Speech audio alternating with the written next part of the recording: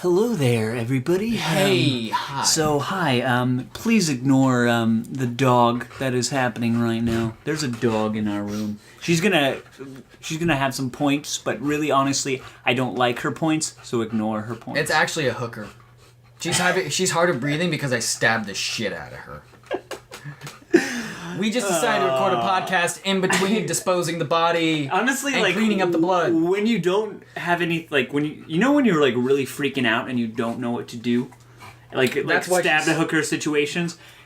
Just do a podcast. Honestly, it's really relaxing me. She'll go out eventually. She's just heavy of breathing. So in the meantime, we're going to be discussing Extraterrestrial. Well, Valdo. Oh well, I'm going to be discussing it. He's basically going to sell this. I am you for now. I am your voice, except probably more annoying than your voice. If you haven't seen the movie, you're in Spencer's position. If you have seen the movie, you'll be in my position. You'll be able to hear my points on it. And he's going to be convincing me to see the movie. Well, I don't know. I don't know. You might want to wait a second and let me get to what I actually think about this movie. Oh. You might be surprised. Oh, convincing me not to see that? I don't know. It comes with caveats. It's complicated. We'll see. Let me get into it. He's going to tell me whether to not see or see this film. The dog stopped for that shit. That was the silence. You were supposed to play the crickets. What happened? That was like perfect timing. Oh my god. The one time the dog stops. Okay. She was like, what's going on? You have no idea what happened. Okay, so this is a 2014 science fiction horror film, low budget B movie sort of deal. That's how I could describe it in a really quick little rundown. Okay. So before I get into my review of this movie, I want to talk about the directors for a moment. Directors. It's two. Okay. They call themselves the Vicious Brothers. You're already starting off on a bad note, but let me. And if you were to see what they look like they're huge fans of Chris Angel. I'll just put it that way. Okay. They look like douches. But in the emo scene sort of douche. Okay. Like, they probably are fans of Blood on the Dance Floor, or a band like that. Like, something like that. I don't know. I don't know much about them, and I'm not going to bash them very much, because you know what? They are a very mixed bag for me. Mm-hmm. And this movie is a mixed bag. And their career is a mixed bag. And I have very mixed emotions about these people. So I want to start by explaining their first two movies, which are I actually enjoy the first two. Their first two movies. For very specific reasons. They're called Grave Encounters 2. Have you heard of them? No. Okay, they are found footage horror films, and they're actually really fun, I think. I think they're really fun. They're very off-the-wall ridiculous. They're pretty crazy, and this is going to get into why I like these guys. Uh-huh. They just feel like they're giving it their all. Uh-huh. And their only concern is to make a movie that's fun. Mm-hmm. They are not... I don't know if they're aware of how stupid some of these movies are and how stupid some of these scenes are, but goddammit, they're trying. Mm-hmm. And it's really cool to watch them try. And I really like their style of filmmaking. That's the Valdo stamp of, go see this movie. They're trying. They're giving it their all, man. I give them the gold participation award, but I'm not saying to see this movie. Okay. Remember. Okay. There is a complicated rating to this movie. Okay. So, Grave Encounters is a movie about this. I'm going to describe this movie really fast to try and... I want to sell you on these two movies as well. Uh-huh. So, Grave Encounters is this movie about... like shows like Paranormal State and shows like Ghost Hunters... Those sorts of shows where it's dude bro shows where it's like, bro, dude, oh my god, bro. Bro, shh. Did you guys hear that? Bro, it's a fucking ghost, bro. Oh my god. Listen. Oh my god. God. Did you hear that? Bro, keep touching my dick, bro. Keep touching my dick. It's saying, leave. Get out. Yeah, bro. Did you hear that? Listen, replay. It's saying get out, man. Oh god. Bro, dude. Yeah, they're just annoying those kinds of crazy shows. And it's a movie about basically they're filming. It's a group of those douches all together. It's like two guys, one girl, like a couple of cameramen and a crew guy, and they're going. Do they know they're those douches, or are they? That's the thing. It's funny. They are. None of them believe in ghosts. Okay. They know it's all bullshit. They go to just random haunted places and they go, okay, get a shot of this, we'll put some flashing lights on it, we'll do some editing tricks. They literally say, we'll just edit it to make it look scary. They're unapologetic about how, like, they do not believe in ghosts. They're just making this show to feed off of the people who believe in ghosts. They don't buy any of it. Except for, this is the one time where they actually run in to a haunted asylum and they start filming in there, and the asylum proceeds to fuck with them. And it's almost like torture porn, but in a ghost way. Where, like, it's bizarre. It's like what I wanted Paranormal Activity to be. Like, I liked the first Paranormal Activity. I didn't like the sequels that much. I thought they faltered as they went along. But this is just like, it's violent. It's really violent, and there's a lot of gore. And then the second movie is very much like the first movie. And what made me like these two directors is I saw a behind-the-scenes featurette where they showed how they made the process of making the movie. And for one of the scenes in Grave Encounters, they just had they didn't tell the actors what was going to happen. They just told them to run up these stairs and react to what they did to the top of the stairs. And it gives it more of a realistic feel. It makes it more interesting. It makes it more believable. Like, when they scream, you really do buy that these people are terrified. It's like seeing a bunch of people go through a haunted house, but you get to see them die. So there's actual consequences. And boy, do they die. They die. And I will say, there is no hope in the movie. Like, zero. It's like a really hardcore horror film. But it's really fun. So, that being said, let's get on to Extraterrestrial and how I felt about Extraterrestrial. Because I already like these directors. What were you going to say? No, I was... Yeah, so you sold me on the first film, although... But see it with friends and see it for fun. Okay. And that's pretty much my feeling on this movie. But it's different. This is the first time they've ever done a movie that was not filmed found footage. Okay. This is filmed like an actual movie. They got an actual cinematographer. It looks like maybe it was the same cinematographer who did the work on Tusk. It feels like the same cinematographer for Tusk, except with a anamorphic lens. And some dude like grabbed the horror book off the shelf. Yep. And was just picked it up and said, "Yep, we're gonna do it." And I gotta say, this movie is a fucking mess. But it's a beautiful mess, and it's a fascinating mess to watch in motion. And it's like, it's got good scenes in it, good ideas in it, and then it goes off the rails so fucking bad. And then these guys, there's this... then they try to pull these directors insert songs that they like into this movie, and let me tell you, they have horrible taste in music. They have the shittiest taste in music, actually. It's a bizarre, low-budget B movie, and it feels like an 80s B movie. It gives me the exact same feeling that I get when I saw a bunch of old 80s movies that are they're bad, but they're fun bad. And they're never boring bad. That's the thing. This movie is never boring. There's always something happening. There's always something bizarre going on. And another thing that I thought was really cool is this is very much an 80s movie, but for this generation. It's very modern. The teenagers are very CW. The issues they face are very CW. But you get to see them die horribly. And that's always fun. And I really like that. So why don't I get into the plot? It is the most cliche, stereotypical plot imaginable. Oh, God. Group of teenagers going to a cabin in the woods. Okay. Yep. I immediately have told you everything. I pretty much told you the end of the movie at this point. There is no more that I need to explain. Except, this movie does a couple of things differently from other horror movies that I really appreciate and really like. For one, the cops are involved throughout the entire movie. It's never a situation where you're asking yourself, why don't they call the police? This isn't House at the End of the Street. This isn't like a really shitty movie like that where it's just like, there is no... People may make stupid decisions, but the people who are making those decisions you knew were stupid. You're like, you've already told... Like, there's just one character. He gets it in the end in the most satisfying way possible. He dies horrendously. And, okay, I'll just tell you right now, you get to see an anal probing in this movie. Oh, God. And I don't think I've ever seen an anal probe in a movie. Like, looking back, I've never seen a legitimate anal probe. And this is the first time I've ever seen it. So I gotta give him props just for showing me something I've never seen before. Right after they showed me some bullshit, but before that, they were showing me a really grotesque anal probing because it was gory. That was the thing about it. Yeah. This isn't like a clean dildo that's getting rammed up the ass. This thing spins. It's got blades. It's got. This is terrible. So let's discuss the plot really fast. You're introduced to these. I think it's about 5 characters. They're driving into the woods. And at the same time, you're following a parallel storyline of. And you know what?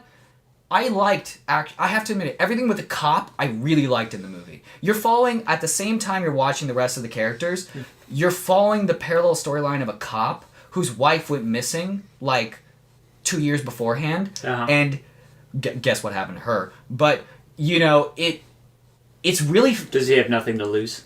He's a cop with nothing to lose. He's a loose cannon? Yeah, he's a loose Does his cannon. captain say, like... He's really smart. I know you lost your wife, but we never I got need that you far. back on. I think he's like, I don't know if he has any superiors. I think he's the sheriff, but I don't know. But I don't Shit. remember or care. Nigger. But he... But he was... that's another thing. There are no black people in this movie. Not a single one. None of them are stupid enough to go here. They know better. That's good. Avoiding the cliche of the black guy dies by first. not including them at all. Maybe, I don't think they died off screen beforehand. I just don't think they have any black friends to film. Like they just the don't know. vicious emo guys are like, we don't know. It's like, do you want to cast that guy? He's scary. I don't think I want to do that. No. Oh, you gotta listen to these guys talk. They're ridiculous when they talk. But like getting back on subject here, I liked everything with the cop. I thought the cop story was pretty compelling. I didn't like, of course, what happens to him is like, well, I wish I could see more of him. But I hate when a character's introduced and like a character you really like a good introduction to a character, but is never satisfied. Sorry, that's just a pet peeve it's of mine. kind of satisfied, but I just wish they would do more with him. I just wish they did more with him. JGL in Sin City. Joseph Gordon-Levitt. Okay, because it wasn't a fucking cop. It was, oh god, sorry. It won't piss you off. Like, it didn't piss me off like that scene. Sin City Dame to Kill. It was more like, I guess I shouldn't say it wasn't disappointing. It was just like I liked his storyline so much more than the kids that when his storyline ended and they followed more of the kids, I was like, I kind of wish they went back to him. Yeah, it was like that. Mm-hmm. But this movie, okay, now the beginning of this movie is pretty good, but the end of this movie is so fucking weird. Like, and it's weird in the way where like. They do a mix. I want to give the guys a lot of credit. They do a mix of practical effects and CG effects. It's clear they're doing both, and I really like it. But towards the end, they wanted to do one of those. I've never seen this before. Actually, I've never seen this before in my life. You know when they want to do a really long shot in a movie, but they have to put a green screen up? This is the first time I've ever seen someone do it where it was noticeable. Where they were like, really? you know when you're watching a movie and they're like, well, in order for this scene, we'll just have the camera move and pan to a door, and the door's open, they'll have a green screen there, and the camera will just move to the green screen, then they'll cut it in post, and then they'll put in a separate shot, and so it'll look like one long continuous take. Yeah. You know that? Yeah. They did that in this movie. They had one long continuous take, except you could tell where the green screen was. And you could see, it was very obvious, that's so CG. That's very obviously CG. And then in the same scene, there's another part where 2 bodies are dropped into a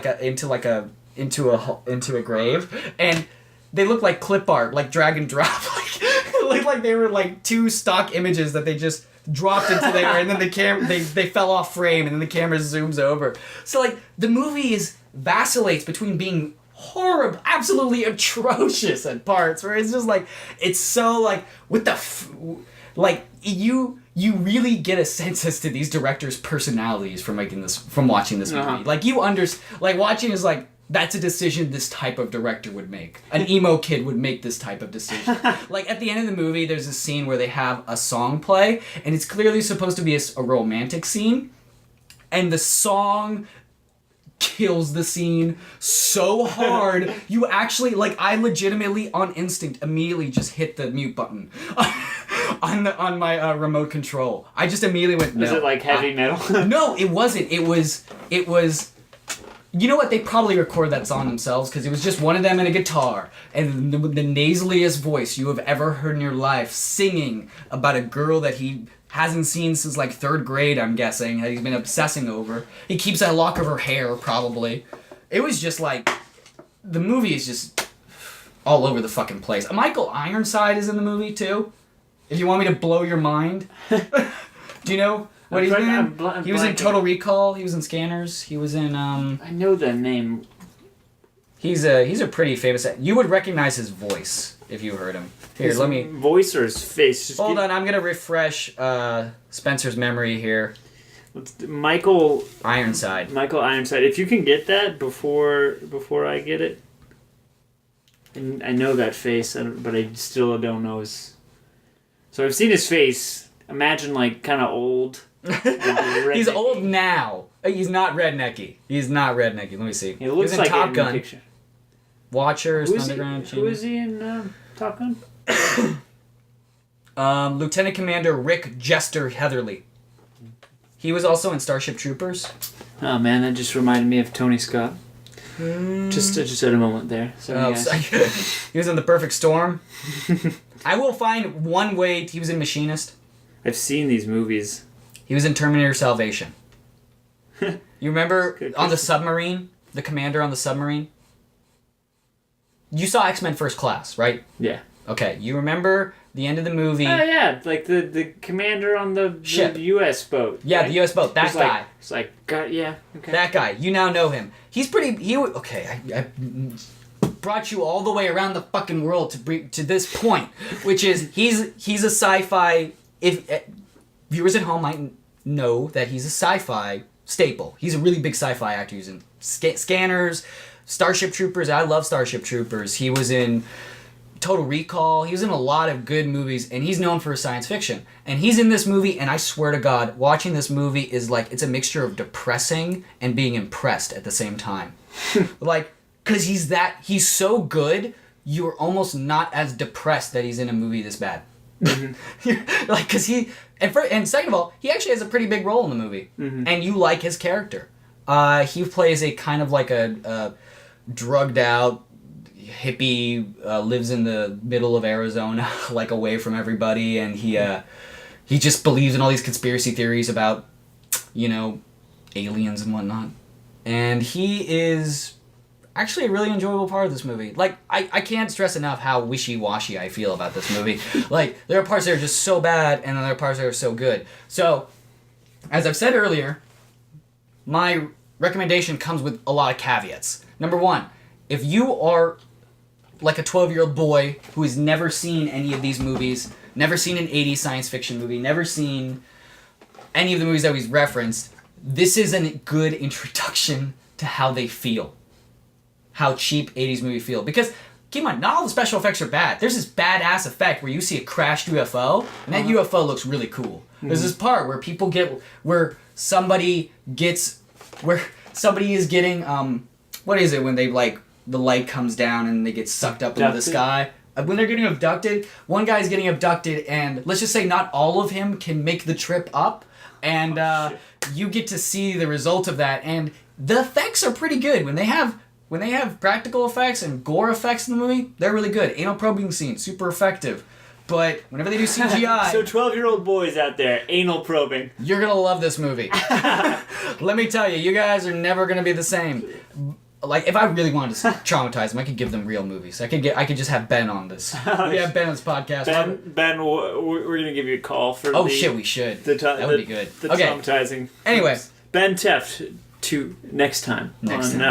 Whatever. I don't know what we call this. I don't remember. But that's not important. What is important is my recommendation. Recommendation is with a caveat. You have to be prepared for how cliche this movie is at points. Okay. And you're wading through a lot of shit for nuggets of gold. But let me tell you, these nuggets of gold were quite satisfying for someone like me. And I'll say this, I like this movie more than The fucking Signal.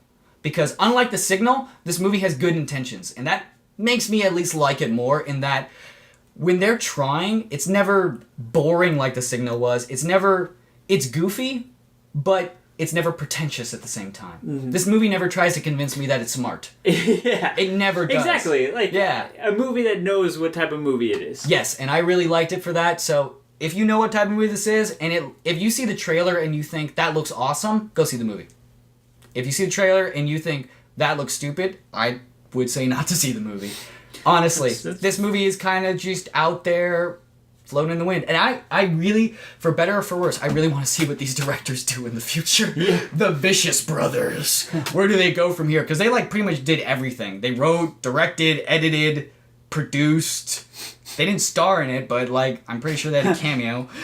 Just that's the next step. Mm-hmm. Starring the Vicious Brothers. They just do everything. Oh god. And it's just them fucking for 10 hours. Oh god.